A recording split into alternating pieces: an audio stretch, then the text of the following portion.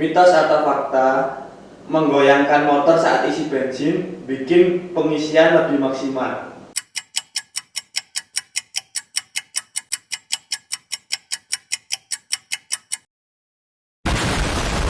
Mitos, cair sifatnya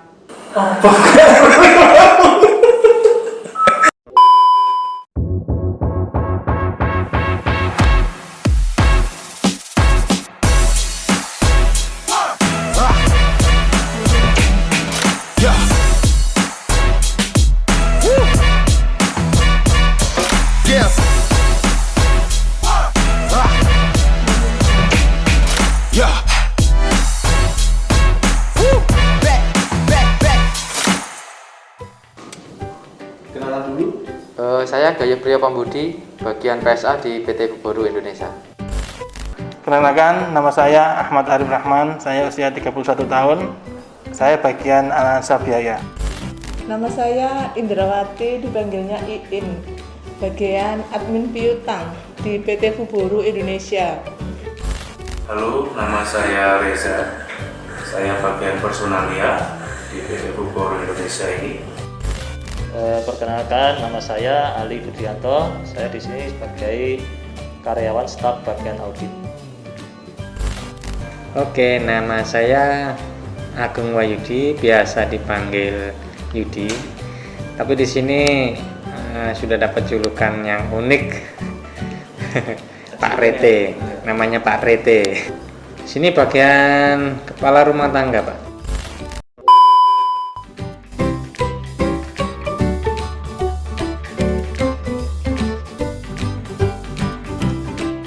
Fakta, untuk memanasi motor, untuk durasi lamanya memanasi,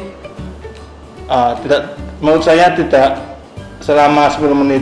Yang intinya memanasi untuk fungsinya supaya mesin di motor itu dapat aktif dahulu, sehingga oli dalam mesin itu dapat disalurkan ke semua bagian mesin, sehingga saat kita berjalan mesin sudah siap dan untuk meminimalisasi dalam kerusakan mesin. Mitos, untuk kondisi matic tidak perlu terlalu lama manasi motor. Fakta, biar nanti kalau kita berkendara nggak nyendat-nyendat. Manasi motor harus lama. Mitos, Pak. Karena motor zaman sekarang sudah canggih-canggih, Pak. Tanpa dipanasi pun sudah otomatis, mungkin sudah ya sudah modern lah sekarang. Fakta. Alasannya kenapa 10 menit karena pembakarannya maksimal. Itu mitos. Karena 10 menit terlalu lama.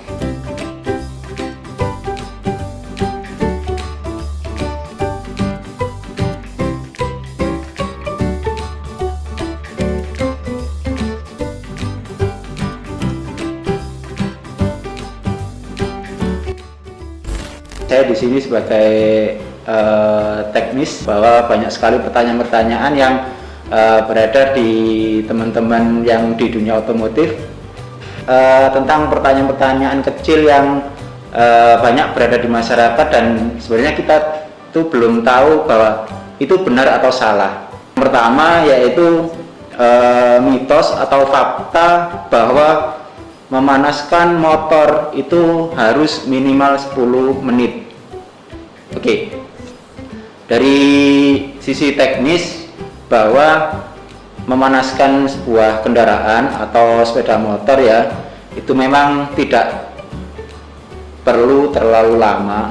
Jadi memang sebenarnya fungsinya memanaskan sebuah kendaraan itu adalah biar supaya kinerja dari kendaraan itu bisa lancar dan kinerja dari pompa oli itu bisa lebih maksimal lagi. Jadi menurut saya bahwa memanaskan sebuah kendaraan itu lebih dari 10 menit itu adalah sebuah mitos. Jadi yang benar adalah pada waktu kita memanaskan kendaraan itu maksimal 3 atau sampai 5 menit. Jadi pada waktu di angka 3 sampai 5 menit itu kinerja dari pompa oli sudah mulai lancar, lalu pembakaran yang dihasilkan dari kendaraan itu sudah mulai sempurna.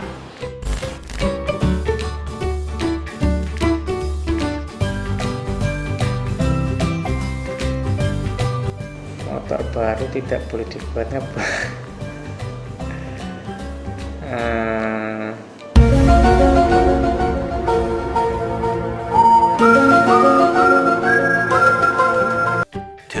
2,000 years later. fakta mungkin ya, soalnya kalau motor baru itu mungkin mesinnya masih grass.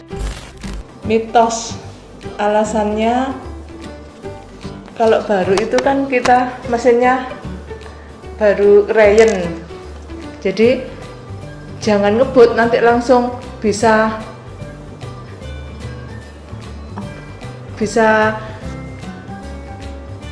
apa? Ke ngegasnya itu loh, ke terlalu kencengan. Mitos. Apa ya Mas ya? Nggak tahu Mas. Nggak tahu. Mitos. Sudah settingan pabrik, ada standarnya sendiri QC-nya. Mitos, karena ketika motor baru itu sudah dalam kondisi yang ya fit dan dapat kita gunakan meskipun dalam kecepatan tinggi atau rendah. Motor baru nggak boleh buat ngebut ya, itu mitos. Karena sebenarnya kalau motor baru justru harus buat ngebut dulu untuk sebagai start awal performa kerjanya.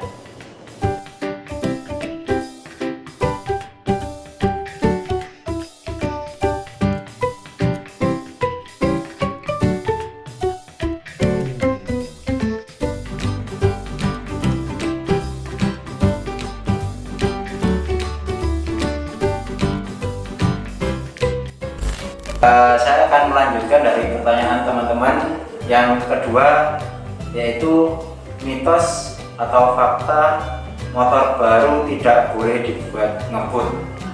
Nah, jadi pertanyaan ini sebenarnya adalah berhubungan dengan yang biasanya kita lakukan, yaitu kita akan melakukan indrayan. Jadi indrayan ini adalah kita mulai melakukan adaptasi atau pengadaptasian kendaraan tersebut untuk bagian part-part tertentu. Jadi memang indrayan itu sebenarnya sudah mulai ditinggalkan untuk kendaraan-kendaraan yang terbaru. Memang pada waktu kendaraan yang lama banyak yang mengatakan bahwa itu suatu hal yang wajib dilakukan. Tetapi untuk kendaraan terbaru sekarang, bahwa kendaraan terbaru itu sudah melewati dari quality control yang memang sudah banyak dilakukan di kendaraan tersebut, sehingga untuk pengerjaan atau mungkin pemrosesan indrayan itu sudah mulai ditinggalkan. Nah, kalau kita bicara mitos atau fakta bahwa motor baru tidak boleh dibuat ngebut, kalau menurut saya itu adalah sebuah fakta. Karena apa? Karena memang meskipun kendaraan tersebut itu sudah melakukan atau sudah memasuki proses quality control yang ketat, tetapi memang alangkah baiknya kita melakukan atau mungkin kita memposisikan atau mengkondisikan kendaraan tersebut itu sesuai dengan kondisi yang ideal dulu. Dalam artian pada waktu kita mengerjakan atau mungkin kita mengendarai kendaraan itu kita tidak perlulah untuk ngebut dulu, kita maksimal di RPM 6000 atau mungkin di kecepatan 80 km per jam dulu.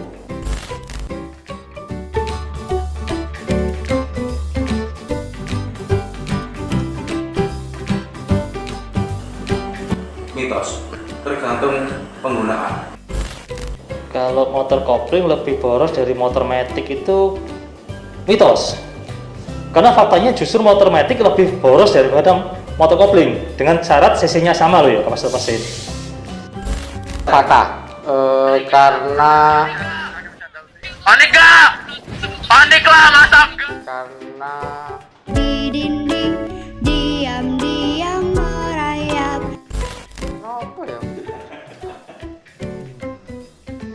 karena gesekannya lebih banyak, jadinya lebih boros.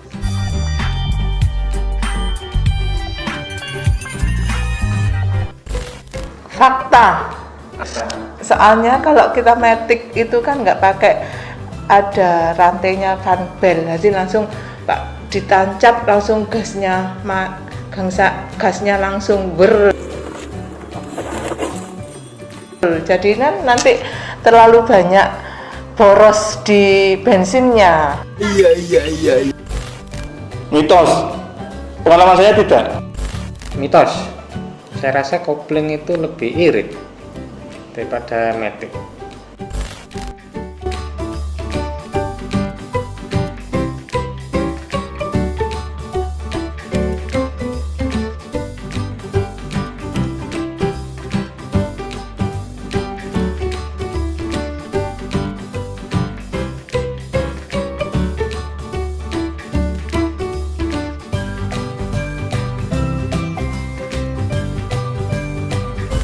Oke, sahabat Bubor sekalian, jadi untuk yang selanjutnya saya akan menjawab pertanyaan dari teman-teman.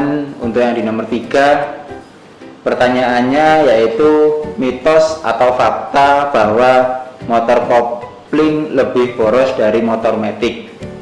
Oke, jadi sebelum saya menjawab di sini, kendaraan kopling itu adalah kendaraan di mana untuk menjalankan dari kendaraan tersebut kita harus melepas kopling secara perlahan atau biasa disebut dengan istilah kopling manual.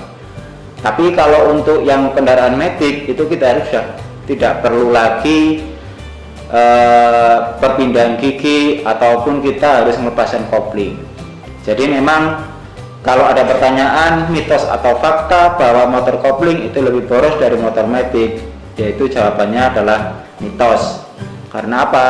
Karena kendaraan-kendaraan matic itu pada waktu dia memulai memutarkan roda atau memulai jalan, dia membutuhkan RPM yang lebih besar, RPM yang lebih tinggi, sehingga dengan RPM yang lebih tinggi tersebut maka konsumsi dari bahan bakar itu juga akan semakin lebih meningkat. Tapi juga tidak bisa dipungkiri juga bahwa kendaraan-kendaraan matic sekarang itu sudah dibekali dengan teknologi-teknologi yang terbaru, yang mana dia akan membuat kendaraan itu lebih irit dalam hal konsumsi bahan bakar. Jadi memang jawaban dari soal yang ketiga ini jawabannya yaitu mitos.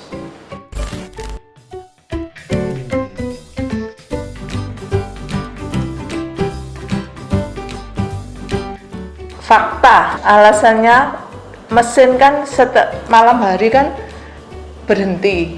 Kalau pagi baru kita hidupkan, harus pakai kan kick spotter itu biar nanti nggak gampang mogok. Fakta. Karena kalau pakai starter itu butuh listrik yang besar. Mitos, karena sekarang bisa dipermudah dengan yang di tangan, elektrik. Jadi ya mitos.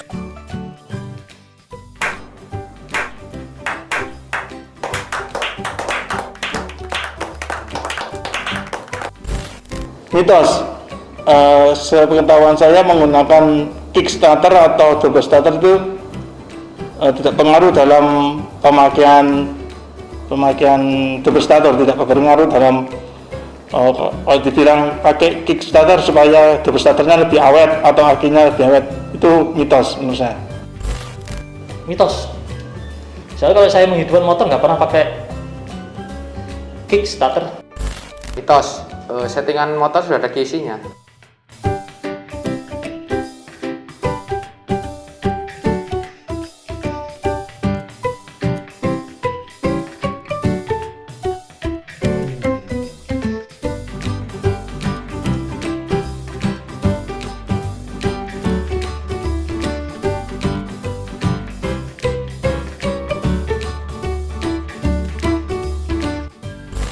Untuk yang selanjutnya saya akan menjawab dari pertanyaan dari teman-teman. Untuk yang di nomor 4, pertanyaannya yaitu mitos atau fakta menghidupkan motor di pagi hari harus pakai kickstarter. Oke. Jadi pada waktu kita menghidupkan kendaraan atau sepeda motor di pagi hari, itu kan biasanya kendaraan itu atau sepeda motor tersebut itu sudah berhenti tidak digunakan dalam jangka waktu lebih dari 8 jam. Jadi biasanya kalau kita sore selesai menggunakan, pasti pada waktu kita mulai berangkat kerja atau melakukan aktivitas, kita menggunakan kendaraan tersebut, maka akan kita mulai menyalakan dari kendaraan tersebut. Maka di sini kalau ada pertanyaan bahwa mitos atau fakta menghidupkan motor di pagi hari harus pakai kickstarter, jawabannya yaitu fakta.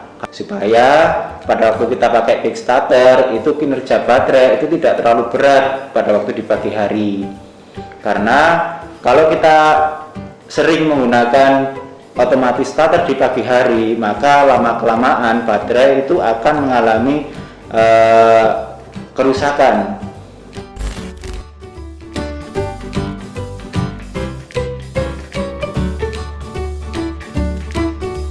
Fakta, kayak gini, kalau kita ngisi bensin dan tangki tanpa digoyang, itu pengisian bensin turunnya lebih lama. Saya kira goyang itu lebih mempercepat turunnya bensin ke dalam tangki, sehingga akan lebih maksimal isinya. Mitos, karena saat pengisian bensin itu pasti otomatis BBM dalam tangki motor mengisi ke semua bagian tangki motor tanpa harus digoyang. Mitos, meskipun bensin itu benda cair, ya yang namanya benda cair nggak bisa memenuhi semuanya, Mas. Mitos, alasannya kalau kita sudah diisi kan itu kan tangkinya kan sudah bergerak sendiri, nggak pakai digoyang-goyangkan kan sudah bisa. Mitos, karena sifat cairan kan mengalir dari dataran tinggi ke dataran rendah, baik digoyang atau nggak digoyang sama saja. Mitos, cair sifatnya memenuhi ruangan.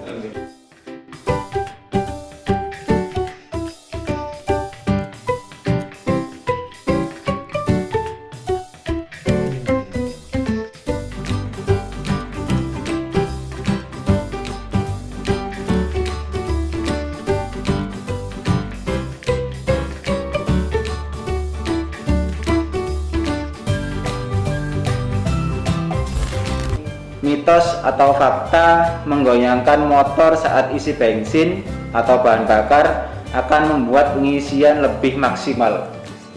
Jadi sobat Buboru sekalian, kita kan pernah lihat mungkin orang lain atau mungkin teman kita atau mungkin tetangga kita pada waktu pengisian bahan bakar itu mereka akan goyang-goyangkan kendaraannya supaya bisa lebih penuh untuk pengisian bahan bakarnya itu. Jadi mitos atau fakta menggoyangkan motor saat isi bensin atau bahan bakar membuat pengisian lebih maksimal. Jawabannya yaitu mitos. Karena apa? Karena bahan bakar yang kita gunakan adalah bahan bakar cair, dan cair itu bisa memenuhi di segala ruangan. Sedangkan tangki dari bahan bakar kita itu bentuknya adalah sebagai wadah, tidak ada sekat-sekatnya. Jadi pada waktu kita pengisian bahan bakar, kalau cairan dari bahan bakar itu sudah dimasukkan, maka dia bisa langsung mengisi ke segala ruangan tersebut.